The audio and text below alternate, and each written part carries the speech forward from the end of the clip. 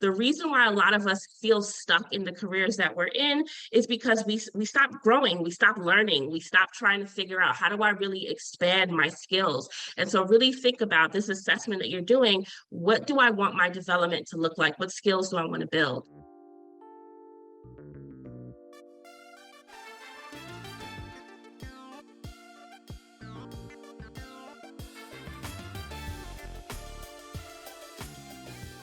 You're listening to the Redefining Wealth Podcast, where we chase purpose, not money.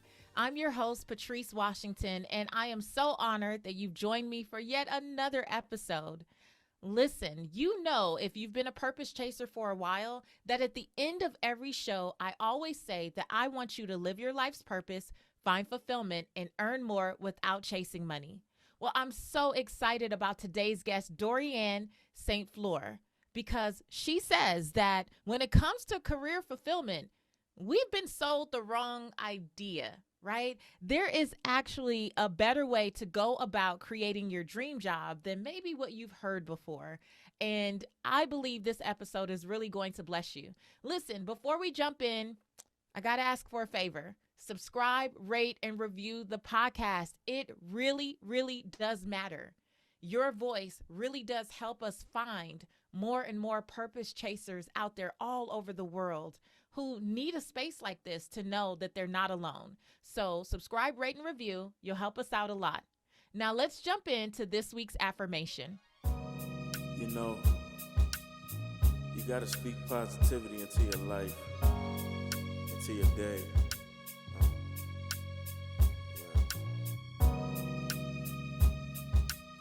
You got to affirm positivity. You got to affirm abundance.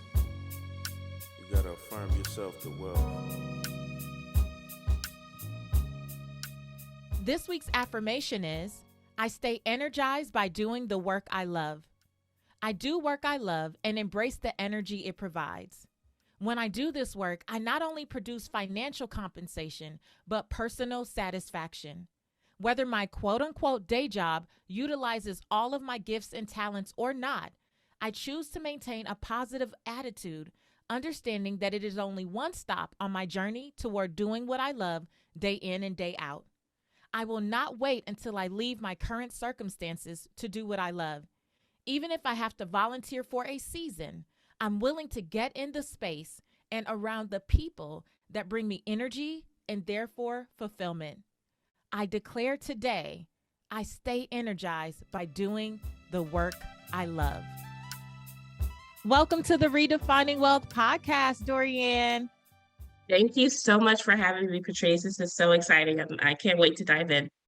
I'm excited to dive in. And I have to tell you the quote that made me go, oh, I already know I'm going to like her. She is perfect for this season of Redefining Wealth. This is the quote that my producer sent to me and said, is this someone you'd want to talk to?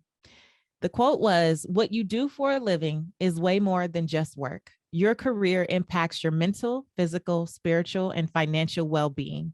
If you're unhappy in your professional life, you'll likely be unhappy in your personal life. Why? Because it's deeper than work.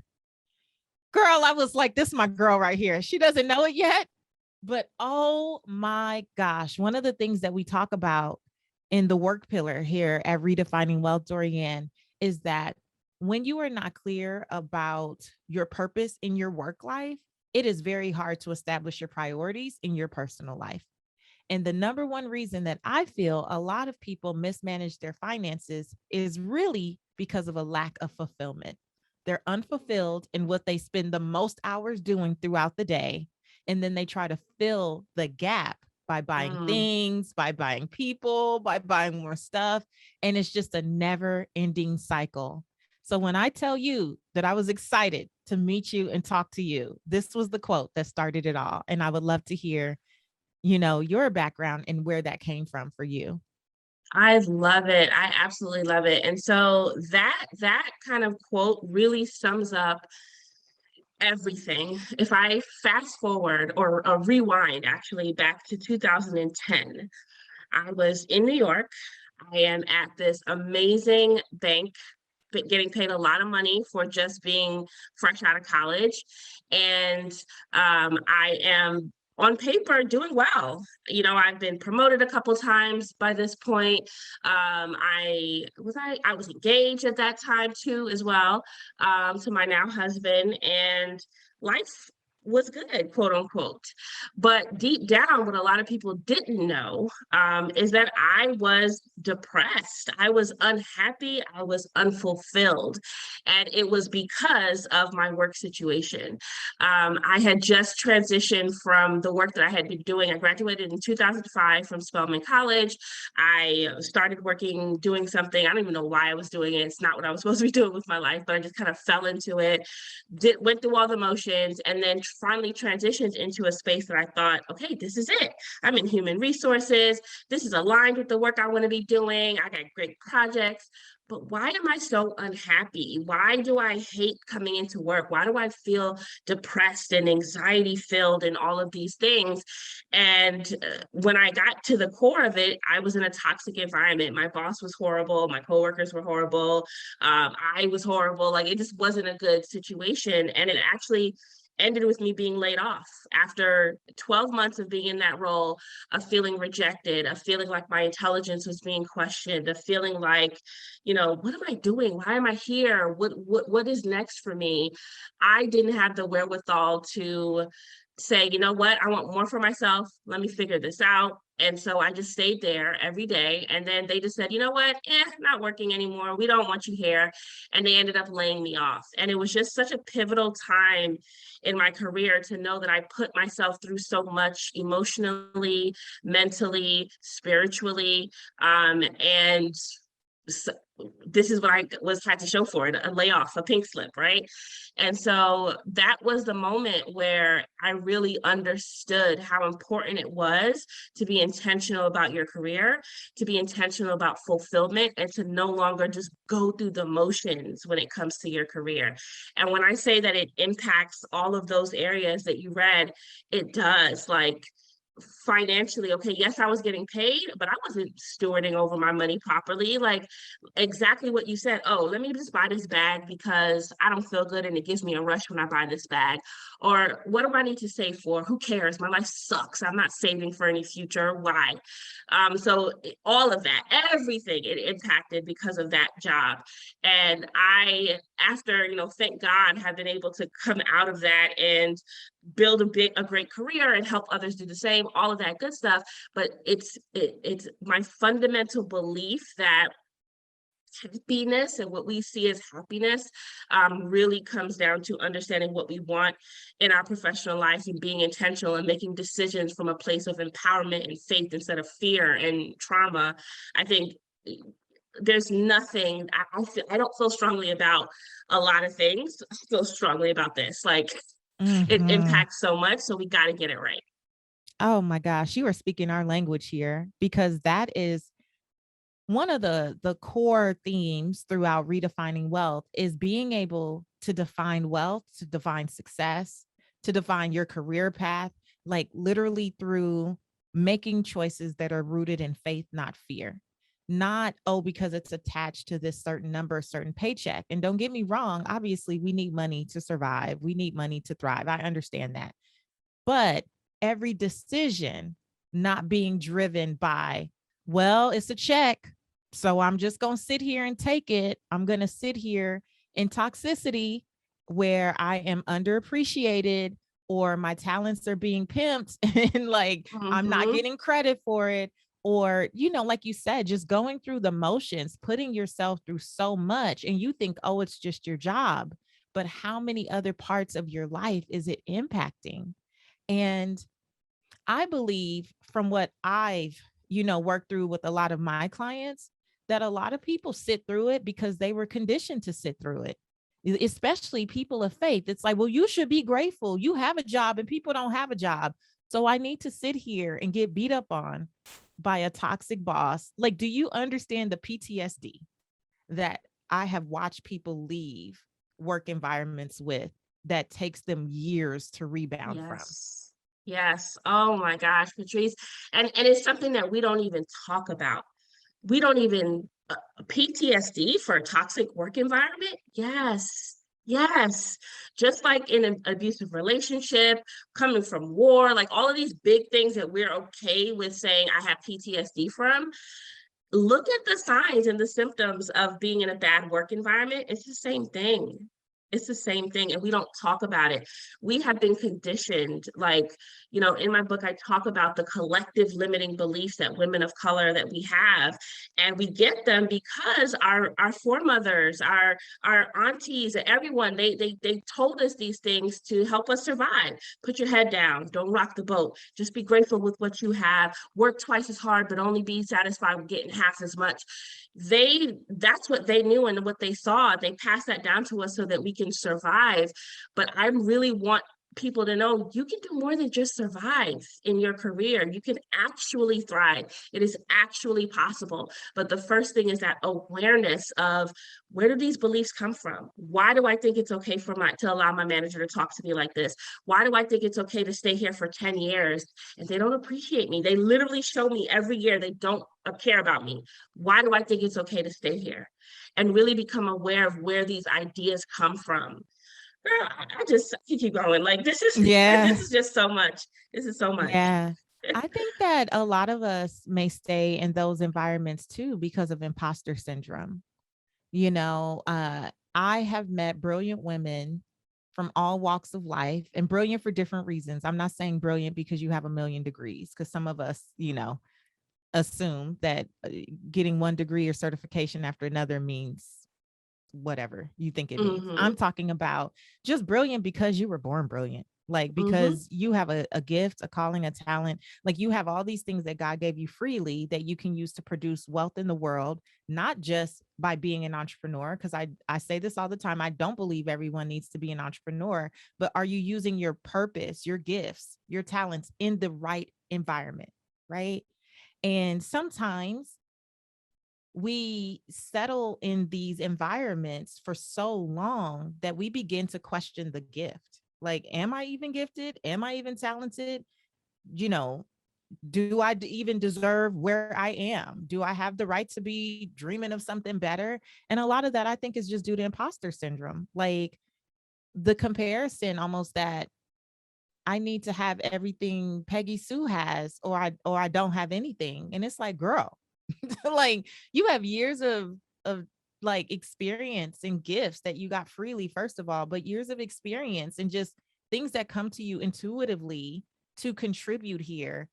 And those don't necessarily have to always be in comparison with what Sue and Peggy and Sally and them have. You know what I'm saying? Mm-hmm. Like, but that imposter syndrome will have you believing that we really do have to work not just twice as hard, but 5 times as hard, that we have to go super early and leave late, that we have to forsake our children's birthday parties, that we have to forsake date night with our spouse, that like it'll have us doing all these things to earn respect or to earn favor, that really that's an inside job first. That's Mm-hmm. really not about them. That's about us first. Am I making sense? Absolutely.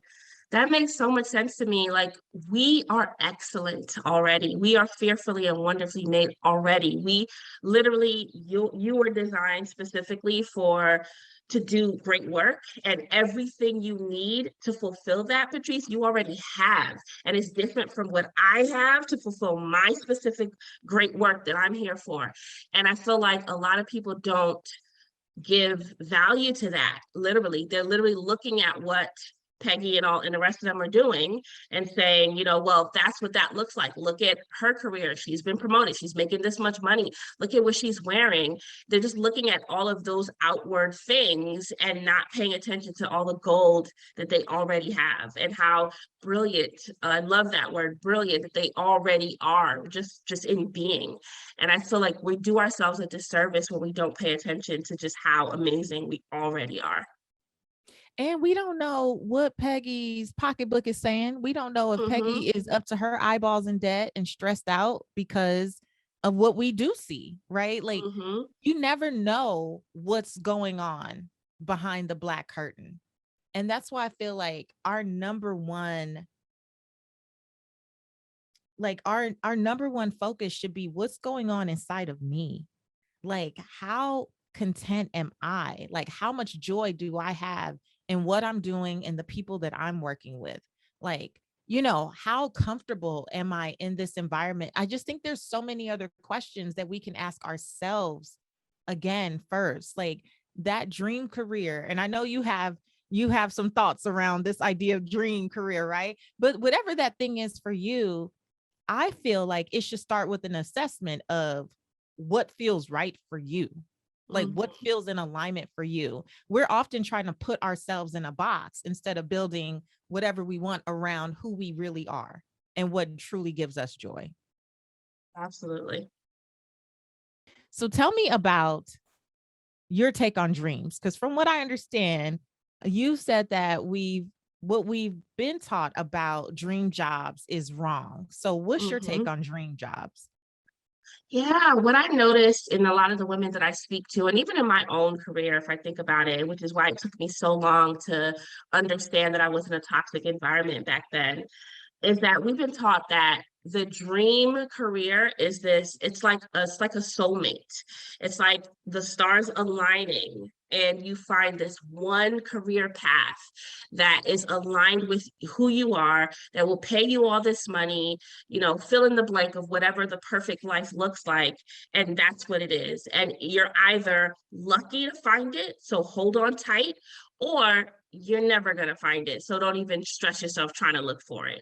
It's one of those takeaways that we end up having from it.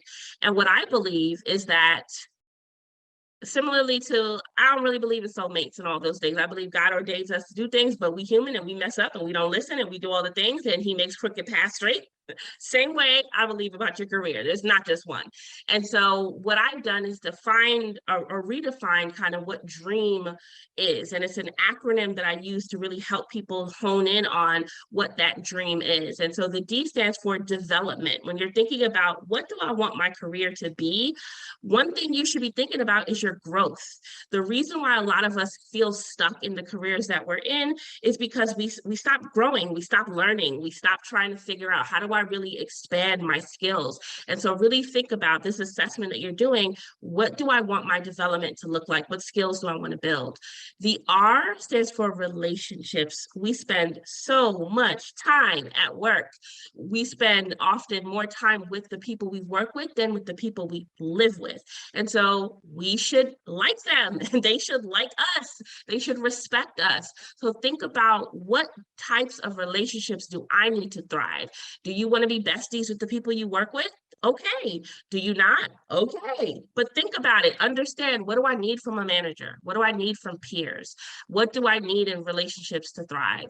The E is for the environment, and I'm talking about both the physical and the cultural environment. Again, we spend a lot of time there. So what do you need to be around? What do you need to see? What does your commute look like, etc.? Really think that through. The A is for acknowledgement. I know we're strong women, that we got it all together, but we still want to be recognized. We still want people to tell us we've done a good job. Identify what that means for you when we talk about acknowledgement. And then the M, money. Money is not the most important thing, but it is an important thing. It really helps you live the kind of life that you want to live and save and invest and build legacy and all of those things. So be strategic about it. Don't just say, oh, they're giving me this amount of money, so yeah, I'll just take it. Do your research. Is this right? Is this right? Does this make sense? Do you need to be asking for more? How do you negotiate? Really being strategic about your whole compensation. And so when we put all of that together, that creates the dream for you. And you can have multiple dream jobs. You can turn the current job you're in right now into a dream job. You can really be more strategic and intentional about what a fulfilling career looks like for you. Oh, Dorianne, that is such a good breakdown. That is such a good breakdown. And I can honestly tell you, I've gone through all of those. Like, I have written out all of these things down to when you even said, what does the commute look like? See, we don't understand how that impacts your day. Some of Mhm. you like to drive for 45 minutes. Some of you like to get on the train and it's your time to think and listen to a podcast or read, and you seek solace in that. I would hate that. That does not line up with my personality. And I remember years ago writing down that I wanted to just go downstairs in fuzzy slippers. Now, I'm not flexible enough to lift my feet up for you right now, Dorianne, but that is exactly what I do every day. But I was clear first, right? And then able to go after opportunities that allow me to create that. And I think the reason that we struggle in our career paths is that we don't even know what we want. A lot of us will say, like, oh, I don't like this or I don't like them. But what do you want? If you don't like that, what do you like? What do you desire? Because I don't know about you, but do you think that people, and I love your, like how you talked about soulmates, do you think that people stumble in to their quote unquote dream job, or that more of us have to actually do the work to narrow down, like, here's what I want, and then go after creating that in our current environment or in a new environment? Yeah, I think it's possible to stumble in. And I think because it's possible and it does happen, we romanticize it, or we kind of put up on a pedestal the people who do happen to stumble in, but that's not the majority. The majority of us have to work at it. We have to think about, what do we want? We have to stop just going through all of the motions. And I think it's just not something that we're taught how to do. We're not comfortable doing in some aspects, and so we end up just kind of flowing through and going through the motions and just not being happy with where we end up. Yeah, I think we need to hear that it takes work. Like, Hmm. it does take work. It takes intentionality, right? And the thing that really struck me about your framework as well is, just like us at Redefining Wealth, money is last. Hmm. Now, you're a career person. Come on. How did you end up making money last? Wasn't money supposed to be the very first thing? Because that's what people tell me. You're a finance expert. Why is money the sixth pillar? What's your answer? Why is money the fifth one for you? Because money is just, it's a tool. It's just, I don't, money is not the most important thing. And I know it's easy for me to say that. I've been making six figures in my career since I was 23 or something like that. I paid off my debt. I get it. Like, it's easy for me to say all of this stuff, but it's the truth. It's because I know that when I was toxic, I was making, I don't remember, but multiple, 100 some and some change, right? It wasn't just like $100,000. I was making a lot of money, big bonuses, all of these things. I bought a house early. I did all the things, and I know that does not matter. That is not the, or it's not the only thing that matters, I'll say. And so all of these other things that I mentioned, the development matters more than the money. I'm sorry, it does. The relationships matter most, in my opinion, than even before the money. And I learned all of this the hard way, and I've seen it play out with my clients, with my family, with my friends. I've seen it play out. And so it's why I always say, it's not that money is not it's not that it's not important, but it's just not the most important thing. I think we have that wrong. And the truth is, when you identify all of these other pillars and you get yourself right from the inside out, the money comes. I know it sounds cliche, but the money comes. It's just about understanding these other things first. If we flip that order, if you get that order out of whack, you're gonna be unfulfilled. And so it's really important to have things in their proper place. I love it. I love it. If you flip it around, you're going to have a problem. You can get all the money, but then if you're not developing, if you don't have good relationships, if you're not in the right environment, if you're not getting the acknowledgement that you deserve and desire, you're going to still be unfulfilled. And in that case, what good is the money? Dorianne, this Exactly. is so good. We're going to take a quick break and we'll come right back. Hey Purpose Chasers, good news. The Chase Purpose Not Money merch store is now open 365 days a year, 24/7. So if you've been waiting to get your Chase Purpose Not Money merch, now is the time. You can grab your tees, your sweatshirts, your hoodies, your candles, your mugs, whatever it is you want to represent that you are a purpose chaser is available for you. Just head to chasepurposenotmoney.com.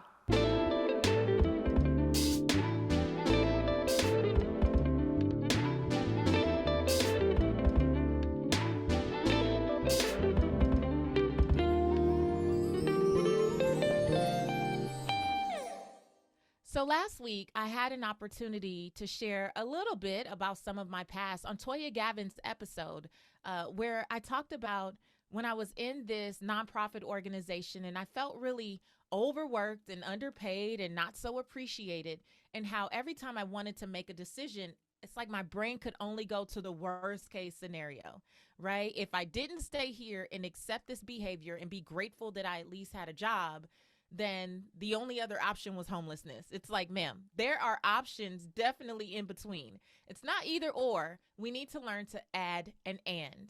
Well, that conversation really lends itself to this conversation because this week, as I was thinking about story time, what came up for me is that I am actually living in my dream career, but I started writing it when I was at that old job. And this is back in like 2011. So we're talking about a decade ago where I actually wrote down so many things, and it just is in complete alignment with Dorianne's framework, because a lot of the things that I wrote, first of all, let me say this. A lot of us can articulate what we don't want, but we don't always really go very deep into what we do want, right? So beyond the work and the work day and the tasks that we are doing, do we really think about all the other elements that create our daily life? And I still have the journals to this day where I used to write what a dream day and a dream career would look like for me, down to wanting to go to my kitchen and make a cup of coffee and go down to my home office in my fuzzy slippers or fuzzy socks. If I was flexible, I'd show you right now, YouTube. But like literally so many parts of my life today, I actually wrote out every detail, what time I would wake up, what the vibe would be like in my house, sometimes what the smell would be like, because I love flowers and I love candles, right? Not just the work, but what does my life look like? And one of these days, I'm actually going to go dig and get that journal, a couple of those journals, because I know that I have them. I keep all of my journals. But when I look at my life today, I know that this is the manifestation of everything that I wrote. I know in Habakkuk, it talks about writing the vision and making it plain.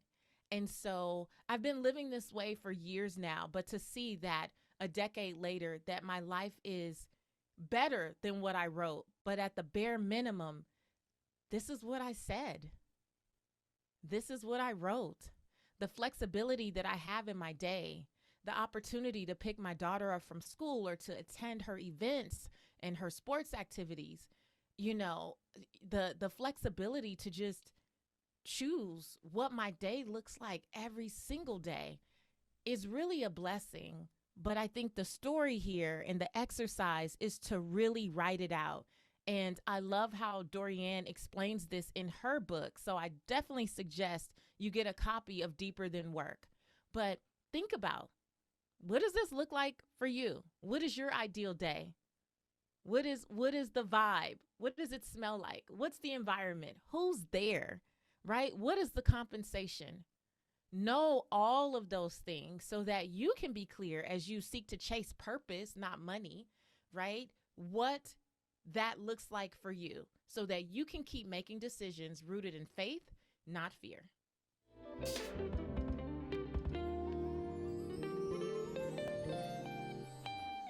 Dorianne, we were talking about, money not being the end all be all.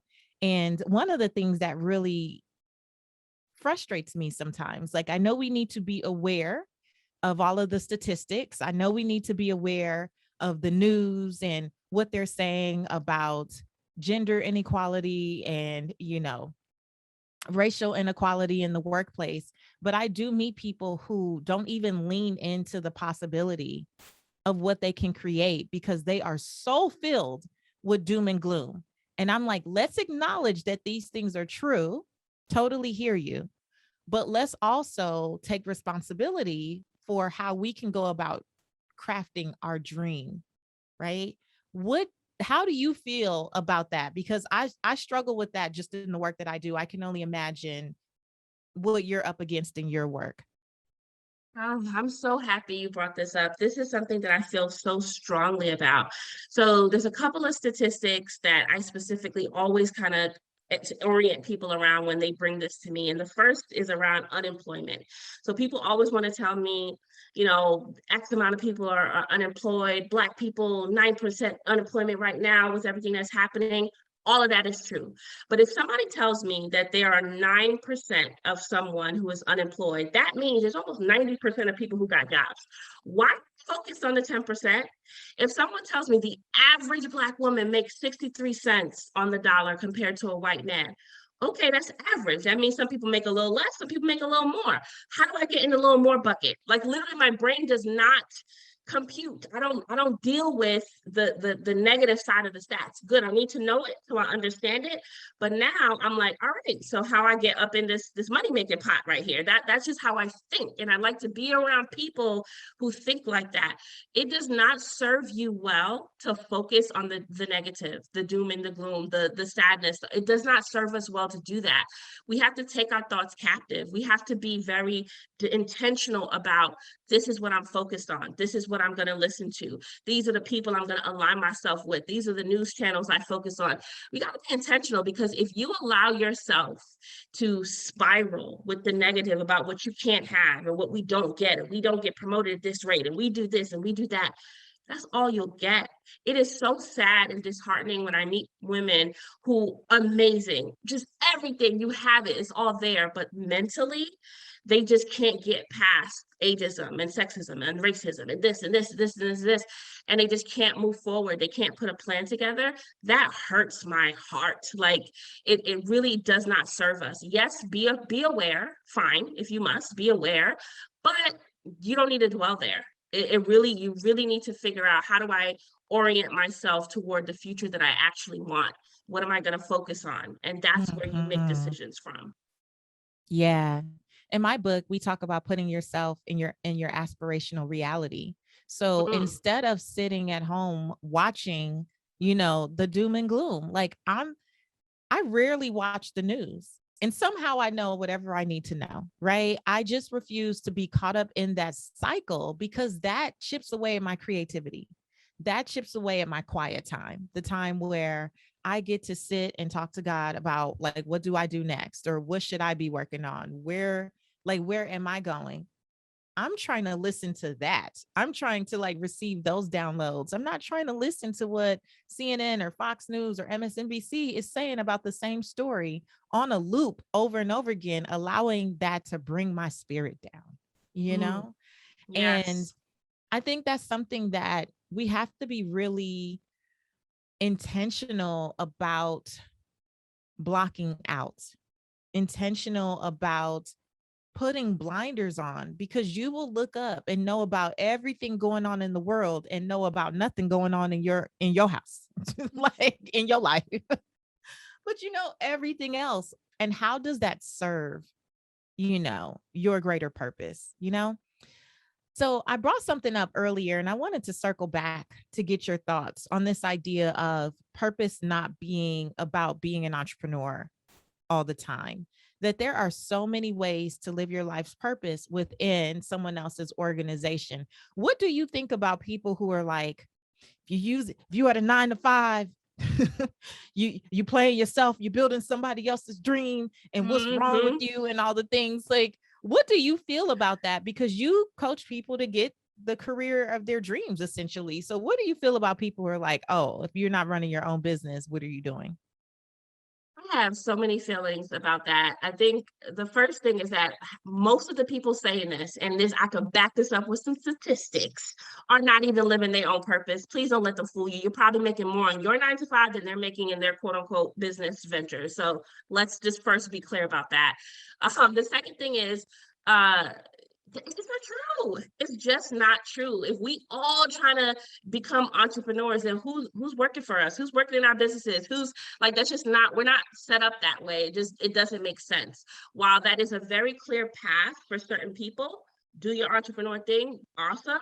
There's also a very clear path for people inside of the corporate space, inside of, a 9 to 5 and whatever that looks like for them. And it's all valuable. We should be honoring all of it. And I think I look at people with a very strong side eye who say you work building someone else's dream. Like, that's nonsense. Please just stop. That's nonsense. It's not true.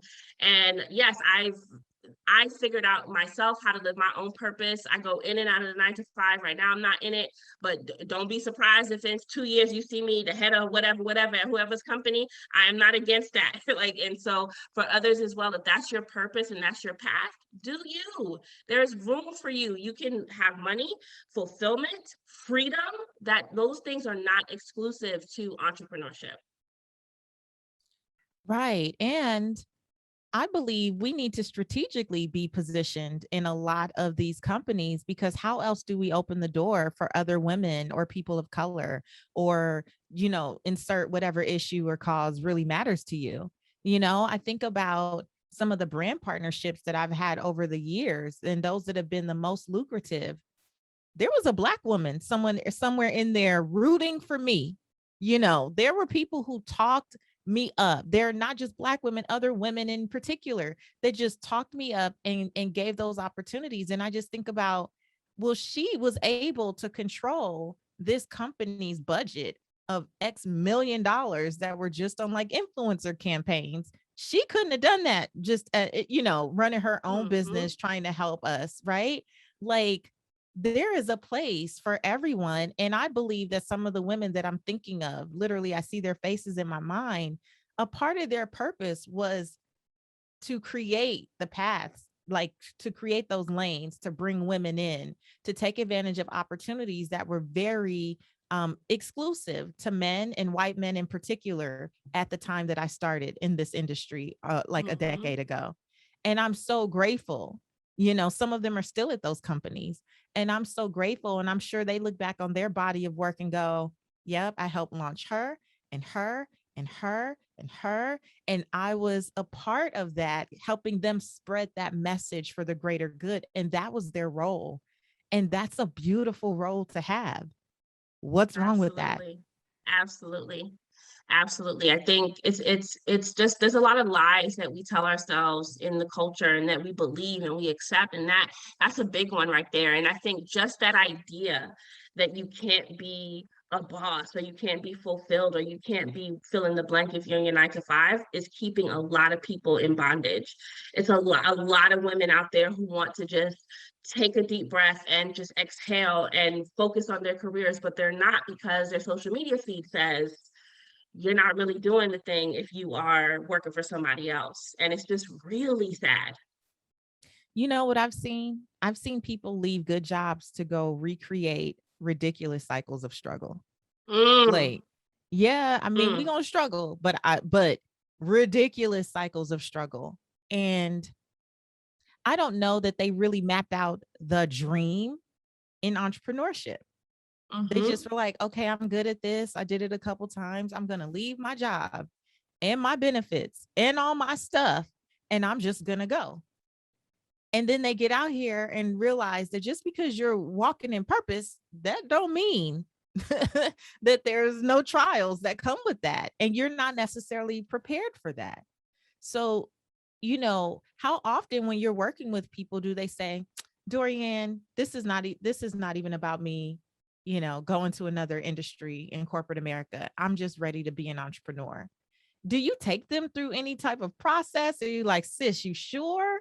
Like, what types of things do you bring to people's awareness just to make sure that they're actually ready for that, if they do decide my career path is now to go into entrepreneurship, as yours has been, to go in and out? I take everyone through, but the first thing we do is go through this whole clarity process that includes defining your dream for yourself. And I think often when people see it in black and white, and they see it on paper, and they see what they want, and they see the benefits, we map it all out. They're like, oh, so it's not necessarily about becoming an entrepreneur. It's that I wasn't getting X, Y, and Z, and I'd like to get that. Or entrepreneurship is still the path. I see that, but there's still so much more I need to get in my career before I do that. I tell people often the blind spots, the developmental areas, the things that you find in your last couple performance reviews, if you don't work those things out, things are going to follow you into entrepreneurship. If you're not good at delegating and working well with others, it's going to follow you into entrepreneurship. If you don't know how to deliver public speaking well and really get your point across, all that's coming with you in your business. And so to me, focus on what can I get from this opportunity. If entrepreneurship is for me, because it is for some people, right? What can I get from being here? How can I really build on my skills, my, the things that I need so that I'm a better entrepreneur and I'm not out here struggling and doing unnecessarily struggling, because there's a level of struggle with all of it. And I think it's important though to get that clarity first so that you understand, is this for me? If it is it a right now thing? What skills do I need to develop? So I take everyone through this idea of clarity. We go map out the dream. We understand what the non-negotiables are. What does this look like so that you can make an informed decision? I'm all about making empowered, informed, intentional decisions. I love that. An informed decision, not a decision because a meme made you feel some kind of way on Exactly. Instagram, like an actual informed decision. And then I also know that you have the Deeper Than Work roadmap. Can you just share a little bit about that? And all of this is mapped out in your book, right? In Deeper Than Yes. Work. So just give us a high level overview of what that roadmap looks like for people who are like, no, I really feel like I'm called to stay in my career, but it's just not in this way. I think I need to do something different. What does that roadmap look like? Yeah, it's really first just starting out with making the shift in your mentality. And so I call it the thriver mentality. And when you're talking about, embodying this deeper than work and not just going through the motions, the first stop is, what do I think, right? Why am I doing what I'm doing? Why am I making these decisions? Who told me that this was what I needed to be doing? How do I get that all together? And so really just understanding and uncovering the mental hurdles, the barriers, the things that are keeping you stuck, the decisions you need to make, overcoming those limiting beliefs. I call it shoulding all over yourself, all the shoulds. I should have done this, I should have had that. Really starting there, to me, is the first step in this process. Once you get your mind right and you understand what it is that needs to happen, then transitioning into what is the shift that needs to happen. So how do I design my dream career? How do I really understand what is the clarity and the pieces and things that I want to be doing? How do I really identify how I want to show up? What is the money I need, the relationships, all of those things that we talked about. And then finally going into the everyday thriver, right? Like how do I show up every single day? What does my executive presence look like? How do I maximize the impact? How do I strategically network? What do I do to walk this thing out every single day? And so it's taking it from the inside, starting with the mindset, then kind of mapping out the goals, and then finally, okay, how do I walk this thing out and take it externally?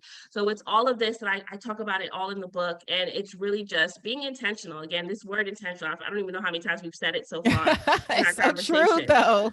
But that's the key. It's just about being intentional. My goal is to help people stop going through the motions, stop just existing through your career and through your life, and start living, start thriving, really start taking control of what you want your career to be. This is so good. And I love when you talked about basically building your thriver mentality. That who said Devon Franklin, who's a friend of the podcast, says that too. Anytime you start to put yourself in a box, a mental box around what your possibilities are, ask yourself, who said? And we're both Caribbean, have Caribbean parents, right? And I don't know about you, but I know every good Belizean knows that if you want to be successful, you need to be an engineer, a doctor, a pharmacist, or a lawyer. Those are about the 4 opportunities you have to do something respectable. The rest of us, we just out here, right? And so, for many years, my dad was like, well, you said you were going to be a lawyer. And I'm like, well, Dad, I said that in like 3rd grade. Give me a break. Like, pull up a little bit. I hadn't been exposed to much, right? I knew pharmacy and doctor out, engineer definitely out. So I just went with, okay, who lets you talk? Lawyers. Okay, that sounds about right for me, right? But the older I got, I had to ask myself those questions like, okay, but who said? That I'm being held to a conversation that I had at 3rd grade. That's not who I am. That's not what I'm interested in. That's not what brings me joy. That's not what lights me up. And I think a lot of us, if we were honest, we have done things or we are doing things because somebody else said. And why? Like, and so why is your 30-year-old version being run by the third grade version of you? Yes, yes. I share a story in the book about not going to study abroad when I was in college because other people said that, why are you doing that? That's not a good decision, whatever. And I really, help people recount the many times that they're doing things because of what other people said. And it's just like, okay, it's never okay, but when you're young, fine. But when come on, we grown now. Like, really, we still making decisions based on what auntie or mommy or whoever said back in the 90s. Like, it's time to take control of your career, your story, your wants, your needs. It's time to take control and really make decisions from a space that's going to honor you and what you want. Because the ultimate goal for us here at Redefining Wealth and for you with Deeper Than Work is that people be fulfilled. Yeah. Everything stems from fulfillment. So it has to be what you actually want. And at the end of the day, your mama and them, your daddy and them, your friends and them, they can't speak to what's going to truly fill the voids in your life. People can hypothesize, but at the end of the day, that's for you to determine what makes you wake up and feel like, man, it's hard. I'm tired, like every day ain't roses and rainbows. But when I start to open my mouth and do what I was put here to do, it always lifts me up and gives me energy. And people are like, I didn't know you were sick. I forgot I was sick because I was doing what I'm supposed to do. Dorianne, I love what you're doing. I love this idea of deeper than work. Before I let you go, I'm going to ask you what we call redefining wealth rapid wisdom questions. And we just want you to tell us the first thing that comes to mind. Okay. Okay. How do you define success? I define success as authenticity. I love it. How do you define wealth in 3 words or less? Wealth. The first thing that came to mind was really nice stuff. But and if I could just do a little bit more, really nice stuff is relative. It means so many things to different people. For me, I got visions of bags and jewelry dancing in my head. For you, that can mean the beautiful home with your family, whatever. I think this goes back to what we talked about. Don't let nobody else define that stuff for you. You know what really nice stuff means. What does that mean for you? And go out and get that. I love it. Okay. What's one book that has helped you redefine wealth for yourself? This gonna sound so like somebody told me to say it, but it's the first thing, the Bible. Honestly, they got some good stuff in there about the power to create wealth and what we are promised and who we are. Woo! It is. And no, so many people have said the Bible for different reasons. So I'm with it. Okay. You're going to fill in the blank. My name is, and to me, the truth about wealth is. My name is Dorianne, and for me, the truth about wealth is that it is our birthright. Yes, Dorianne, I love it. I love it. Thank you so much for being here. I think you really are going to bless a lot of people with this message. And we're so excited to support Deeper Than Work here on the podcast. Thank you so much for having me.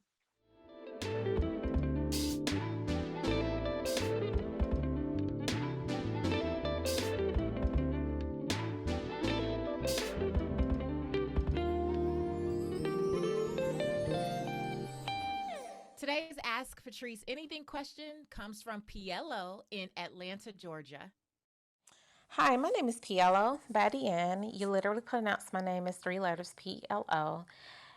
And my question is, does your class, Redefining Wealth for Yourself, creates an environment where a person can truly find what their purpose is if they do not know what their purpose is? Hey, PLO, that is a great question. So Redefine Wealth for Yourself is not a course yet. I don't know if you're trying to like speak that into existence. I receive it, girl. It could end up being a course. But right now, Redefine Wealth for Yourself is actually my book. And yes, I do believe that if you go through the exercises in the book, it will give you the clarity to not find your purpose, but finally embrace it. So I always say this, I don't believe that purpose is hiding from us. And I don't believe it needs to be this like grand search for what my purpose is. I think a lot of times we're dealing with clutter and we are dealing with, the judgment of others or suggestion of others. And we don't take enough time to get to really, or to sit and really tap into who we really are and what we really like and what we don't like. We don't take enough time to really embrace it because we're typically comparing ourselves to other people, or we're dismissing things because they come to us easy, right? And so I don't know that it's about finding purpose, but Redefine Wealth for Yourself is such a great tool to help you work through these different exercises. Now, I'm going to be honest with you. As you're going through, you might go, Patrice, what does this have to do with purpose? Girl, trust the process. Because as you go through the fit pillar and the people pillar and the space pillar and the faith pillar and all of the exercises that I have there, trust me, you're going to start to lean in to your authentic voice. And the sooner that we lean into like, who am I really? And what feels right in my body, in my spirit, in my soul, then the sooner we understand that I'm already purpose. I was born with purpose, for purpose, on purpose. I'm here for such a time as this. The people that I'm called to serve, they're here for such a time as this. And that is how, right, we actually get to walk, breathe, live in our purpose. So it's not hiding from you, hun. It's right there. And yes, I do believe Redefine Wealth for Yourself will shake you up a little bit and unlock so much that maybe you've been hiding or you've been suppressing or you've been just trying to push it down. But this is a book that I do believe will wake you up a bit. So I'll definitely tag to Redefine Wealth for Yourself in the show notes. But PLO, thank you so much for the question. And please do stick around. I hope you're a purpose chaser already. All right, that's it for this week's episode of Redefining Wealth. I surely hope that you enjoyed yourself. Listen, make sure you tag Dorianne and let her know what a blessing her work, Deeper Than Work, was to you today. Go out and support the book. We're going to tag it in the show notes as well. Hit me up in social media, Seek Wisdom PCW, and let me know what you thought of the episode. And until next time, you know what it is. I want you to go live your life's purpose, find fulfillment, and earn more without ever chasing money. Talk to you later.